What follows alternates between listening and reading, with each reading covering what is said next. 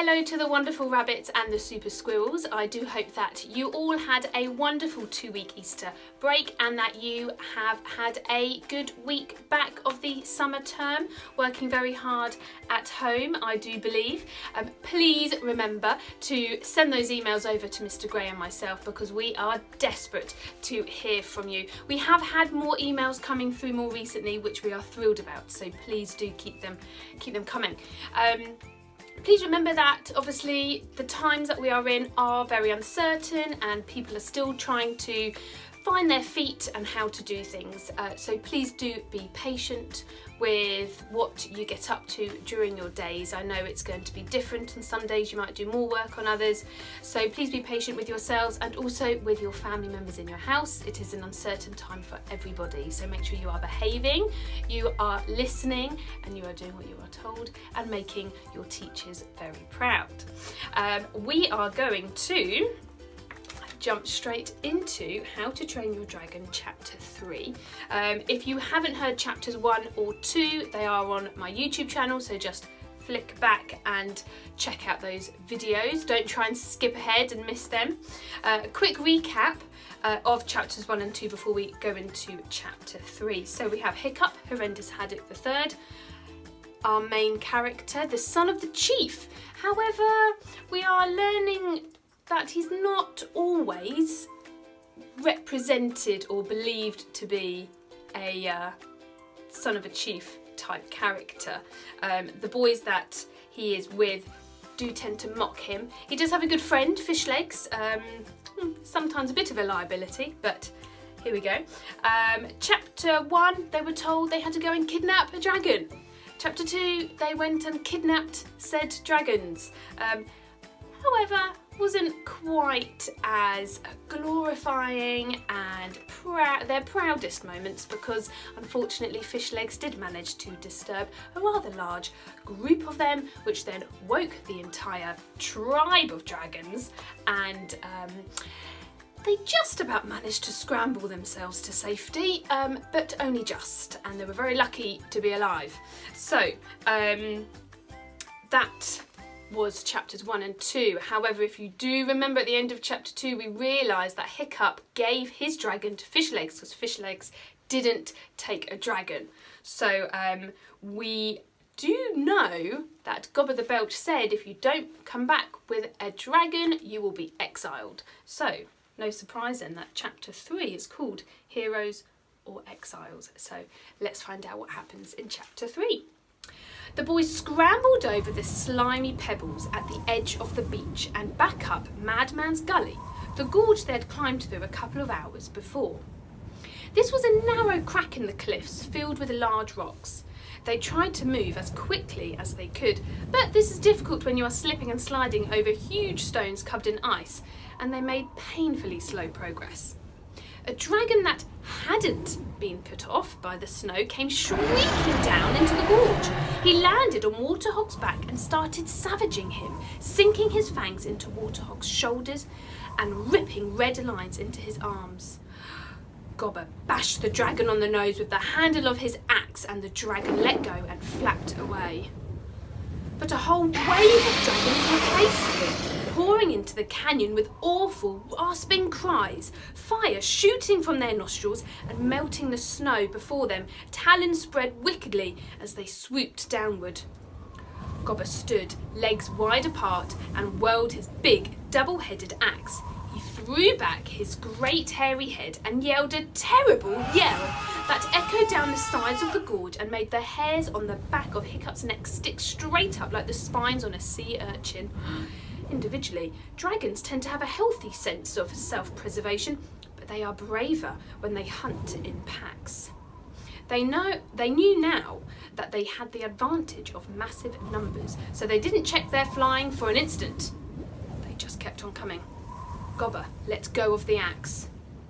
Spinning end to end, the axe soared up through the softly falling snow.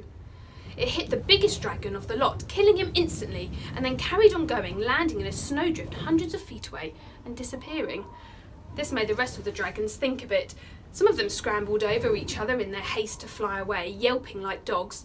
The others came to a halt, hovering uncertainly, screaming defiance. but keeping their distance. Waste of a good axe, grunted Gobber. Keep going, boys, they could come back. Hiccup needed no encouragement to keep going. As soon as he got out of the gorge and onto the marshy land behind it, he broke into a stumbling run, every now and then falling flat on his face in the snow. Some time later, when Gobber reckoned they were a safe distance from Wild Dragon Cliff, he yelled at the boys to stop. Very carefully he counted heads again to check he hadn't lost anybody. Gob had spent an unpleasant 10 minutes standing at the mouth of the dragon's cave, wondering why there was such a terrible racket and what he was going to say to Stoik the Vast if he lost his precious son and heir for good. Something tactful and sensitive, he supposed, but tact and sensitivity were not Gobber's strong points, and he took the first 5 minutes to come up with, "Hiccup copped it, sorry," and then spent the second 5 minutes tearing his beard out. Consequently, although secretly mightily relieved, he was not in a good mood, and as soon as he could get his breath back, he exploded all over the place as the boy stood, shivering violently in a bedraggled line. Never in 14 years have I come across such a load of hopeless barnacles as you lot. Which of you useless mollusks was responsible for waking up the dragons? I was, said Hiccup, which wasn't strictly true. Oh, that's brilliant, bellowed Gobber. Just brilliant. Our future leader shows off his magnificent leadership skills. At the tender age of 10 and a half, he does his best to annihilate himself and the rest of you in a simple military exercise. Snotlout sniggered. You found something amusing about that, Snotlout? Asked Gobber with dangerous softness. Everybody is on limpet rations for the next 3 weeks. The boys groaned. Smart work, Hiccup, sneered Snotlout. I can't wait to see you in action on the battlefield. Silence, yelled Gobber. This is your initiation, not a day out in the country. Silence, or you'll be lunching on lugworms for the rest of your lives. Now, continued Gobber, more calmly.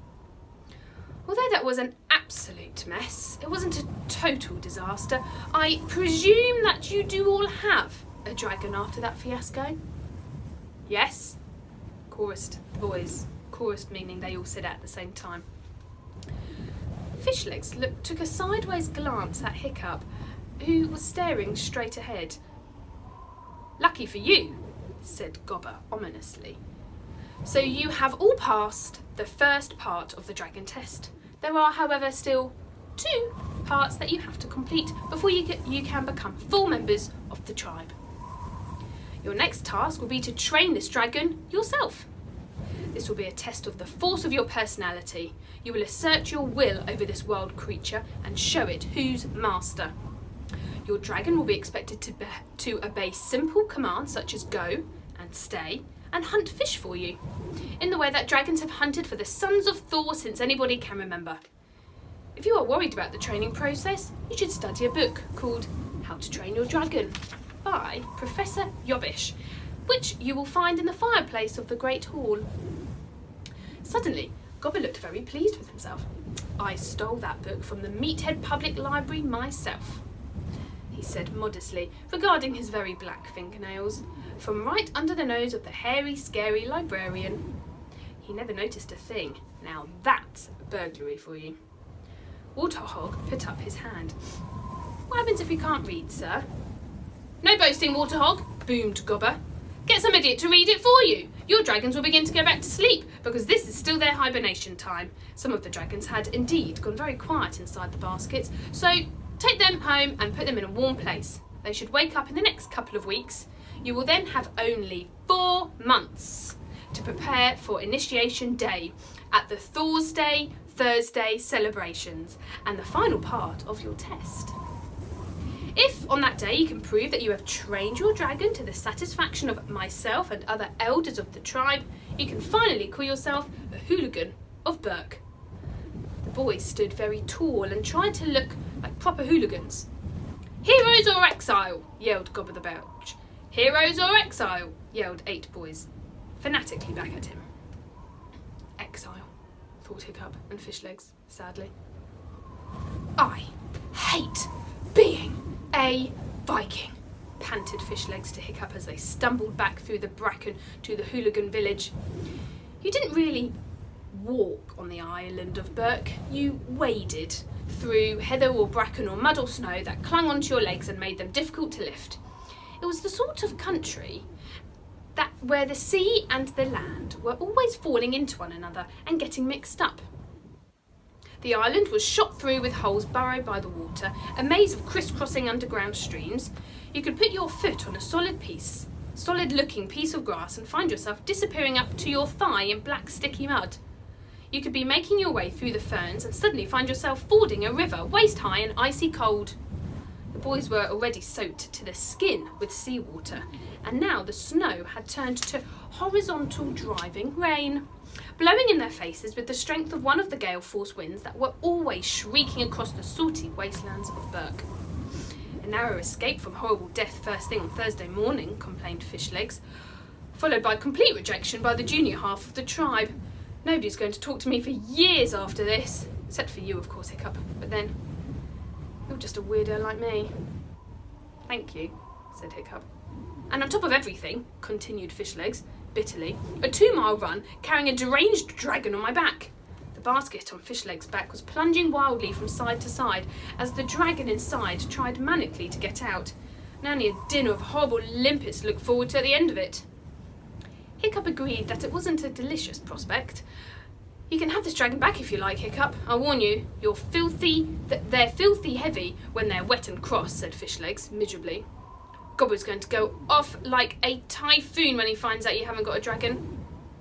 But I have got one, said Hiccup. Fishlegs stopped and began to take the basket off his back. I know it is yours really, he sighed wearily. I think I'll just go straight past the village and keep on running till I reach somewhere civilised. Rome, perhaps. I've always wanted to go to Rome, and I haven't got a hope in Valhalla of passing initiation anyway, so... No! I've got another one! In my basket! Hiccup insisted. Fishlegs' jaw dropped open in disbelief. I got it when I went back into the tunnel, explained Hiccup. Well, blister my barnacles, said Fishlegs. How in Thor's name did you know it was there? It was so dark you couldn't see the horns in front of you. It was weird, said Hiccup. I sort of sensed it. When we were running down the tunnel, I couldn't see anything, but as we were passing, I just knew there was a dragon there, and that it was meant to be my dragon. I was going to ignore it actually, because we were in a bit of a hurry, but then you said about not having a dragon, and I went back, and there it was, lying on the shelf of the tunnel, just as I'd imagined it would be. Well, jigger my jellyfish, said Fishlegs, and the boys started running again. Hiccup was bruised all over, shaking from shock, and he had a nasty dragon wound in his calf, which was stinging like crazy from the salt water. He was freezing cold, and there was an irritating bit of seaweed in one of his sandals. He was also a bit worried because he knew he should not have risked his life trying to get a dragon for Fishlegs. This was not the act of a Viking hero. A Viking hero would know not to intervene between Fishlegs and his fate. On the other hand, Hiccup had been worrying about Dragon Catching Day for longer than he could remember. He'd been sure he would be the only one to come back without a dragon, and shame, embarrassment, and awful exile would follow. And now, here he was, a Viking warrior with a dragon. So, on the whole, he was feeling fairly pleased with himself. Things were looking up. You know, Hiccup, said Fishlegs a little later, as the wooden fortifications of the village appeared on the horizon. That sounds like fate, you sensing the dragon was there like that. This could be meant to be. You could have some sort of wonder dragon in there, something that makes a monstrous nightmare look like a flying frog. You are the son and heir of Chief Stoik after all, and it's about time fate came in with a sign about your destiny. The boy stopped, puffing with exhaustion. Oh, I'm sure it's just a common or garden that wandered away from the rest, said Hiccup, trying to sound careless, but unable to keep the excitement out of his voice. Who could have something marvellous in there? Maybe old Wrinkly was right. Old Wrinkly was Hiccup's grandfather on his mother's side. He had taken up soothsaying in his old age, and he kept on telling Hiccup how he had looked into the future and that Hiccup was destined for great things. This amazing dragon could be the beginning of his transformation from ordinary old Hiccup, who wasn't particularly good at anything, into a hero of the future. creature. Hiccup took the basket off his back and paused before opening it. It's very still, isn't it? Said Fishlegs, suddenly less certain of the fate theory. I mean, it isn't moving at all in there. You sure it's alive? It's just very deeply sleeping, said Hiccup. It was stone cold when I picked it up. Suddenly, he had a strong feeling that the gods were on his side. He knew that this dragon was alive. With trembling fingers, Hiccup undid the latch, took off the lid of the basket and peered in. Fishlegs joined him. Things weren't looking so good anymore. There, curled up, fast asleep, the bottom of the basket, in a tangled dragon knot, lay perhaps the most common or guarded dragon Hiccup had ever seen. The most extraordinary thing about this dragon was how small it was. Absolutely. The only extraordinary thing about this dragon was how extraordinarily small it was. It was truly extraordinary. Most dragons that the Vikings used for hunting purposes were about the size of a Labrador dog. The adolescent dragons the boys were collecting weren't quite that big, but they were nearly fully grown. This dragon was more comparable to a West Highland Terrier. Hiccup couldn't think how he had overlooked this when he picked the dragon up in the tunnel. He supposed miserably that it was rather a pressured moment, what with 3,000 dragons trying to kill him at the time. And dragons in a deep sleep coma do tend to weigh more than they do when they're awake.